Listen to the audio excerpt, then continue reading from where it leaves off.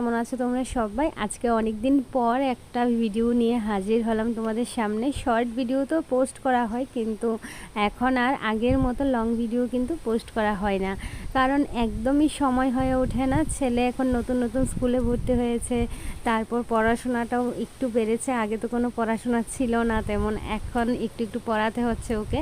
সেই জন্যই কিন্তু একদম সময় হয়ে ওঠে না তোমাদের সঙ্গে লং ভিডিও পোস্ট করার মতো। তাই কিন্তু যতটুকু পারি শর্ট ভিডিও পোস্ট করি। আর এই যে দেখো, এখন সবাই মিলে রেডি হয়ে বেরিয়ে পড়েছি কিন্তু মামার বাড়িতে যাওয়ার জন্য। বাড়িতে তো তেমন কোনো ভিডিও শ্যুট করা হয় না, তাই ভাবলাম আজকে যেহেতু ঘুরতে যাচ্ছি মামার বাড়ি, চলো আজকে একটু লং ভিডিও বানিয়ে তোমাদের সঙ্গে শেয়ার করব, সেই আর কি।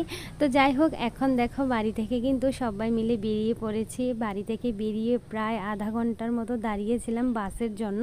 সবাই যেহেতু একসাথে যাব, বাসে করে গেলেই ঠিক আছে, আর অন্য কোনো গাড়ি পাওয়াও যায়নি। বাসের জন্য দাঁড়িয়েছিলাম প্রায় আধা ঘন্টার মতো, পর কিন্তু বাস পেলাম আমরা। ইচ্ছে ছিল সবাই মিলে বাসে করেই যাব, যদি সিট না পেতাম বসার তাহলে কিন্তু বাসে করে যেতাম না, অন্য কোনো গাড়ি দিয়েই যেতাম ভেবেছিলাম সবাই। কিন্তু বাস এসেছে, তখন দেখলাম যে সিট একদম খালি, পুরো বাস আর কি সিট আছে, সেই জন্যই কিন্তু সবাই মিলে বাসেই উঠে পড়লাম।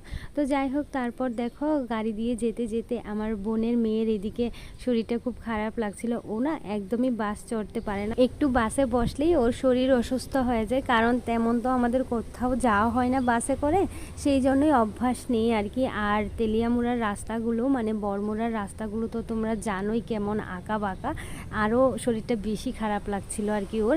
তো যাই হোক, আমরা কিন্তু ফাইনালি নেমে পড়লাম। নেমে এই যে দেখো, এখন যাচ্ছি হচ্ছে মামার বাড়িতে। এই যে এদিকে ঢুকেই হচ্ছে আমার মামার বাড়ি, এই রাস্তাটা দিয়ে একটু সামনে গেলেই। আর গাড়ি থেকে নেমে না আমার বাবাই এত পরিমাণে কান্না করছিল যে কি বলবো তোমাদের, একদমই হাঁটছিল না, কারোর কোলে যাচ্ছিল না।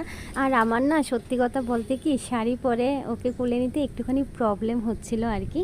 তো যাই হোক, আর মামার বাড়িতে কিন্তু হঠাৎ করেই প্ল্যানিং হয়েছে আসার। আমার কিন্তু তেমন ইচ্ছে ছিল না আসার, কিন্তু সবাই বাড়ি থেকে চলে আসবে, আমি একা একা বাড়িতে থাকবো, তাই কিন্তু বিশেষ করে আসা। এসে যখন পড়েছি আর ওইগুলো না বললেই ভালো।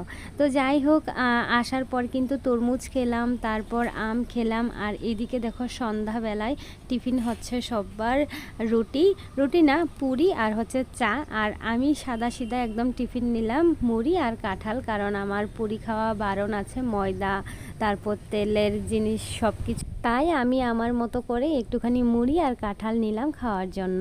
তো খাওয়া দাওয়া শেষ করে কিন্তু এইখানে দেখো এখন খারকন পাতা, তোমরা কে কি বলো এই পাতাগুলোকে, এগুলো কিন্তু আমার ভীষণ ভালো লাগে। এগুলোকে ভর্তা বানালে একটুখানি লেবু চিপে ভাত দিয়ে খেতে আহা কি দারুণ লাগে। তোমাদের কার কেমন লাগে অবশ্যই কমেন্ট করে জানাবে, আর কে কে খেয়েছো এগুলি সেটাও একবার জানি। অনেকেই নাকি এই পাতাগুলো খায় না, সেই জন্যই বলা। তো যাই হোক, আজকের মতো টাটা।